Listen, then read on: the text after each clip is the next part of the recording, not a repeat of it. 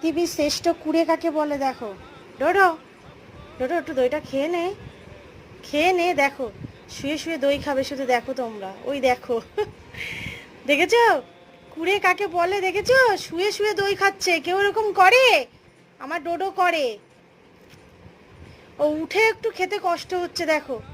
এখানে ঘুমিয়েছিল, এই যে এইখানে ঘুমিয়েছিল, দই খেতে ডাকছে, কিছুতেই উঠছে না। পেটটা একটু গরম হয়েছে ডোডোর, এবার সেই জন্য চামচে করে আমাকে দই দিতে হচ্ছে। আর সে দই ওরমভাবে শুয়ে শুয়ে চেটে চেটে খাচ্ছে দেখো।